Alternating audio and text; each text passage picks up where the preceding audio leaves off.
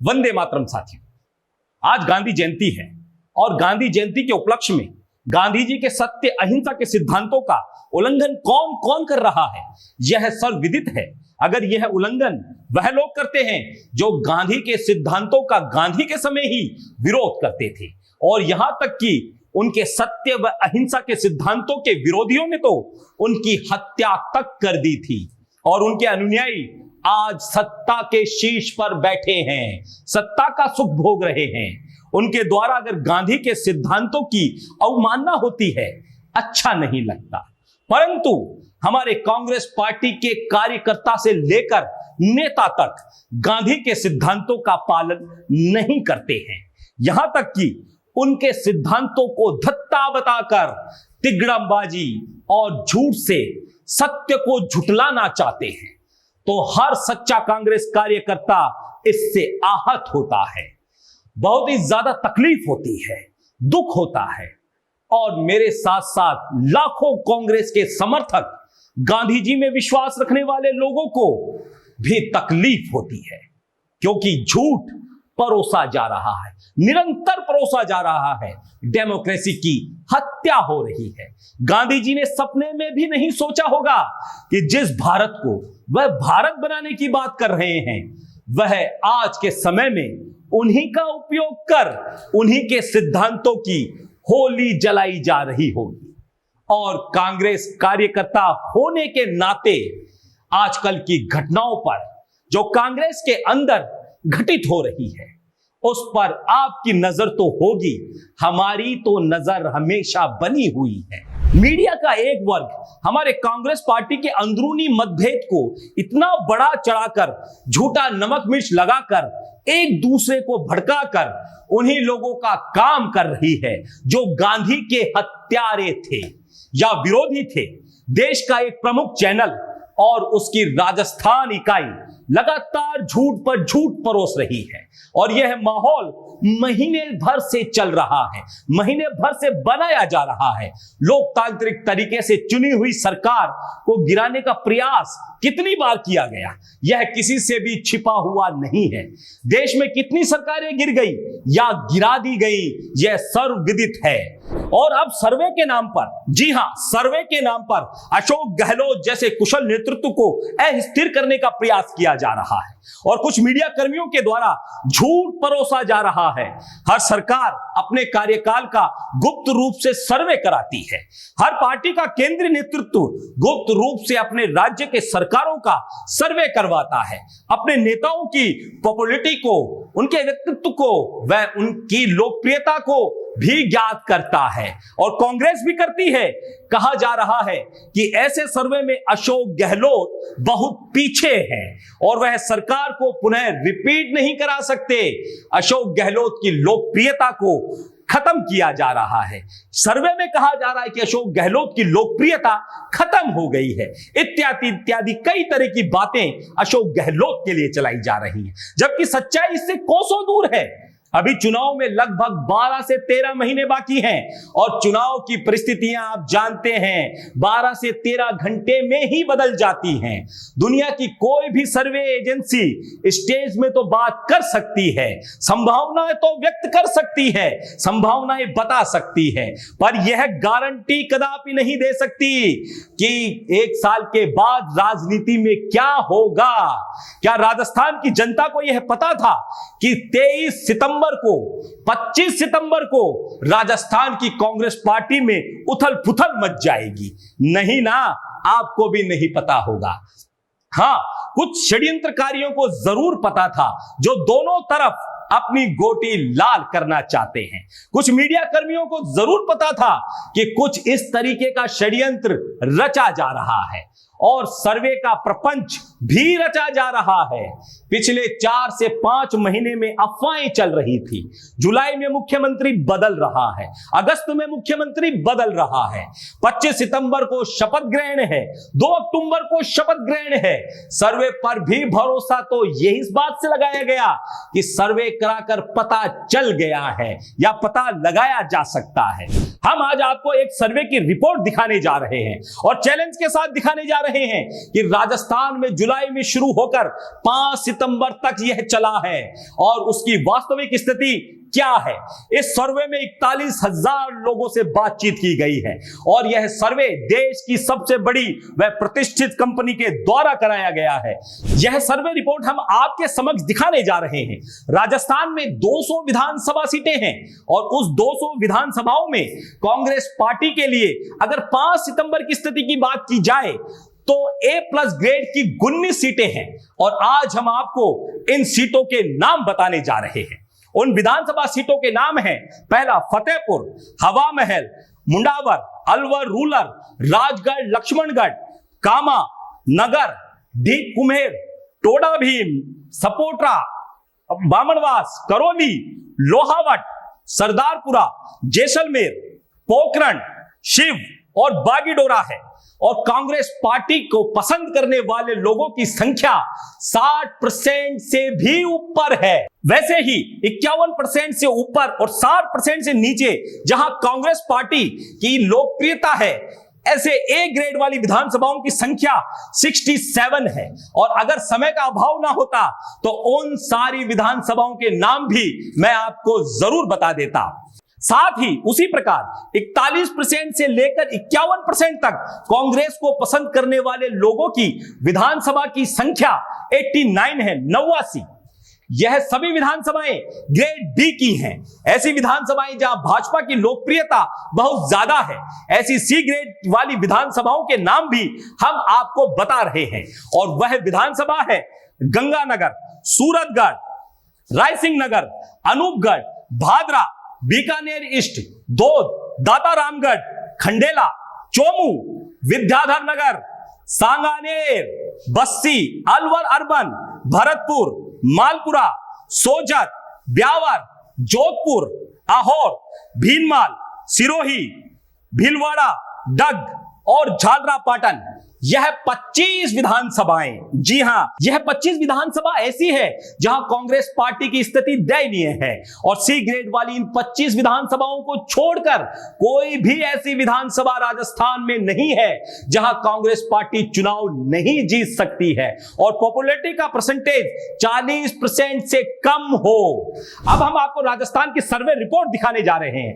इस सर्वे में उम्र और जातिगत समीकरणों को साधा गया है और बहुत खास ध्यान रखा गया है।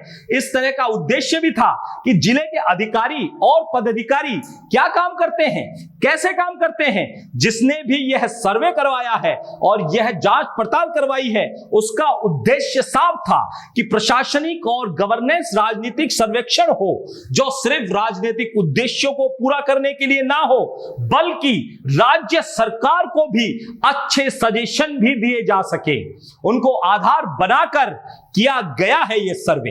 इस सर्वे रिपोर्ट के द्वारा हम आपको राज्य सरकार के काम और मुख्यमंत्री पद के उम्मीदवारों के काम और भविष्य की जनता की इच्छाओं की डिटेल बताने का प्रयास कर रहे हैं। इस सर्वेक्षण का पहला प्रश्न था जो हमने लोगों से पूछा, राजस्थान की जनता से पूछा, पिछले 4 साल में राज्य सरकार का कार्यकाल कैसा लगा। बहुत अच्छा कहने वाले लोगों की संख्या 7.7% है। अच्छा कहने वाले लोगों की संख्या 6.4% है और औसत कहने वालों की संख्या 33.1% है। वहीं बुरा कहने वालों की संख्या 23.4% है और बहुत बुरा कहने वालों की संख्या 20.9% है। साथ ही कह नहीं सकते या कहना नहीं चाहते या जिन्हें असमंजस की स्थिति है, यह जवाब देने वालों की संख्या 8.5% है। उसी प्रकार दूसरा प्रश्न था कि पिछले 4 साल में अशोक गहलोत के मुख्यमंत्री रहते मुख्यमंत्री के तौर पर कार्यकाल आपको कैसा लगा। बहुत अच्छा कहने वालों की संख्या 7.2%, अच्छा कहने वालों की संख्या 6.4% और औसत कहने वालों की संख्या 29.1% है। यही प्रश्न दोबारा वापस घुमाकर पूछा गया है, अलग अलग तरीके से पूछा गया जिससे कि एक्यूरेट सही जानकारी निकाली जा सके और जनता तक पहुंचाई जा सके। अशोक गहलोत के कार्यकाल को राजस्थान में बुरा कहने वालों की संख्या 27.4% है, बहुत बुरा कहने वालों की संख्या 22.9% है और लगभग 7% लोग ऐसे हैं जिन्होंने ना तो अच्छा कहा ना बुरा कहा, सामान्य स्थिति का अवलोकन करके साफ मुकर गए। इस सर्वेक्षण का तीसरा प्रश्न था, क्या आपको पिछले 4 साल में सरकार का कोई काम, सरकार की कोई योजना पसंद आई? तो 21.2% लोगों ने कहा हां, हमें पसंद आई, सरकार का कार्य और सरकार की योजनाएं फायदेमंद है। लेकिन 67.9% लोगों ने ना कहा बिल्कुल भी पसंद नहीं आई और 10.9% लोगों ने जवाब देने से मना कर दिया, उनके पास इस बात का जवाब ही नहीं था या यह कहा कि कह नहीं सकते। उसके बाद चौथा प्रश्न किया, क्या आप अपने सांसद से संतुष्ट हैं जो वर्तमान में आपके सांसद हैं? 39.7% लोगों ने कहा हां, हम अपने सांसद से संतुष्ट हैं और 51.5% लोग अपने सांसद से असंतुष्ट पाए गए और कह नहीं सकते कहने वाले लोगों की संख्या थी 8.8%। हमारा अगला प्रश्न था कि 2023-24 के विधानसभा चुनाव में आप अपना मत उम्मीदवार को देखकर देंगे या पार्टी को? यानी 52.1% मानिए लोग उम्मीदवार को देखकर मत देने की बात कह रहे थे और 38.8% लोग पार्टी को देखकर अपना मतदान करने की बात कर रहे थे और 9.1% लोग ऐसे थे जिन्होंने कोई मन नहीं बनाया था। सर्वेक्षण का 7वां प्रश्न था, आपको मोदी जी का कौन सा कार्यकाल सबसे अच्छा लगा? मोदी जी का कौन सा कार्यकाल?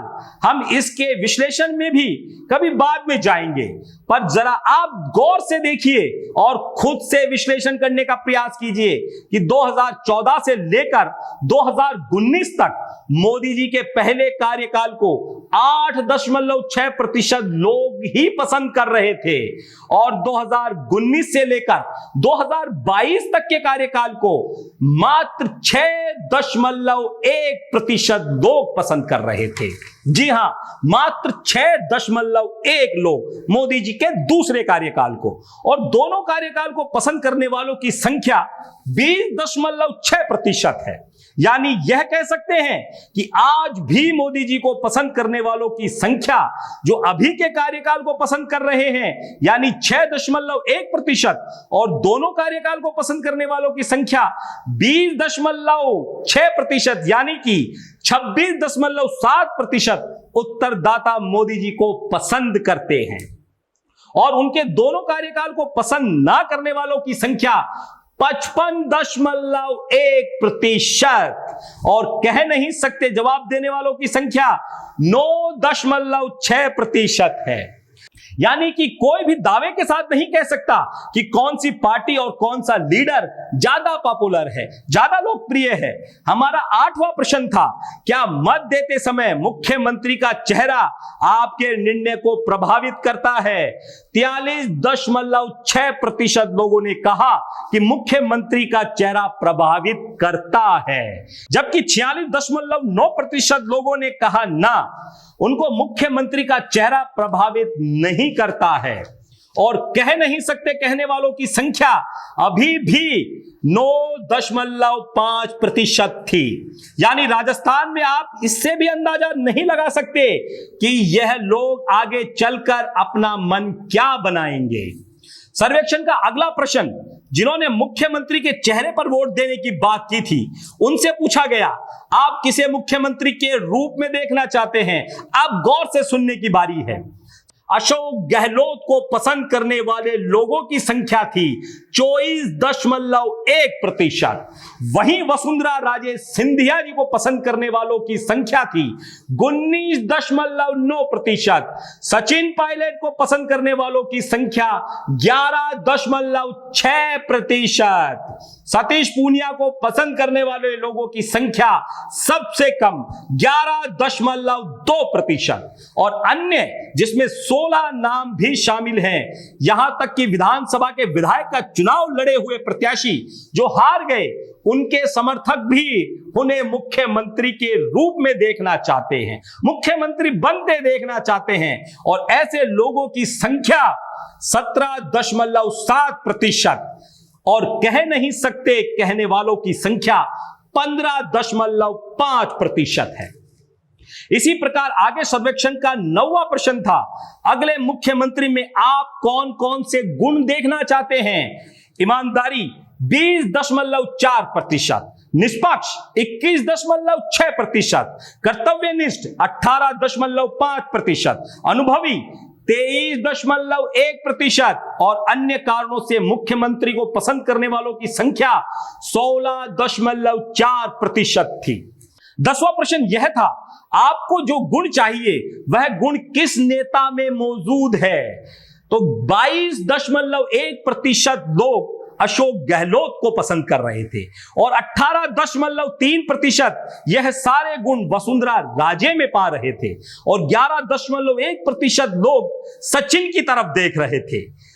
सतीश पूनिया में यह गुण पाने वालों की संख्या 9.8% पाई गई और अन्य कह नहीं सकते कहने वालों की संख्या 22.2% और 16.5% हो जाती है। अगला और अंतिम प्रश्न था, आपके अनुसार आगामी चुनाव में राजस्थान के लिए प्रमुख मुद्दा क्या होगा? हिंदू मुसलमान 12.8%, महंगाई 21.6%, बेरोजगारी 18.9%, भ्रष्टाचार 17.2%, विकास 13.2% और कह नहीं सकते और अन्य कारण बताने वालों की संख्या 16.3% थी। आप इससे भी अंदाजा लगा सकते हैं कि लोगों का मानना और मन अभी भी बदल सकता है और ऐसे जो बाउंड्री लाइन पर बैठे हैं ऐसे लोग 20% के आसपास हैं। तो यह दावे के साथ नहीं कहा जा सकता कि हां कांग्रेस सरकार आने वाली है कि भाजपा की सरकार आने वाली है। अंत में यह कहना चाहता हूं कि हम सभी राजस्थान में कांग्रेस की वर्तमान राजनीतिक हालातों से भली भांति वाकिफ हैं। यह अस्थिरता जो कुछ लोगों के द्वारा जानबूझकर षड्यंत्र कर उत्पन्न की गई है, इसमें कोई दो राय नहीं कि यह राजस्थान में सरकार और कांग्रेस पार्टी के अंदरूनी मसलों को जनता के समक्ष अधिक प्रबलता से रख देती है।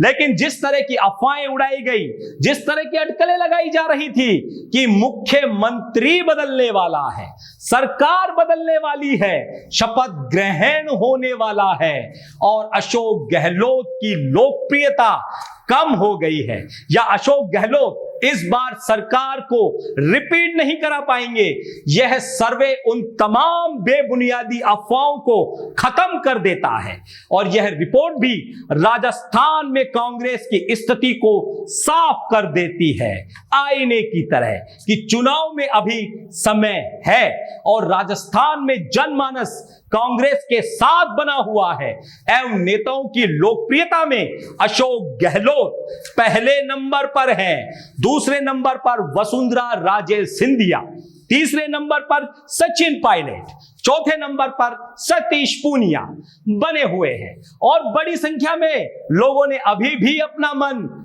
नहीं बनाया है। कांग्रेस को चाहिए कि योगेंद्र यादव और अभय दुबे के निर्देशन में, नियंत्रण में एक सर्वे राजस्थान में करा ले और जो भी उचित व्यक्ति सर्वे रिपोर्ट में आए उसे मुख्यमंत्री बना दे। दे दी हमें आजादी बिना खड़क बिना ढाल, साबरमती के संत तूने कर दिया कमाल, आंधी में भी जलती रही बापू तेरी मशाल, साबरमती के संत तूने कर दिया कमाल, रघुपति राघव राजा राम। जय हिंद।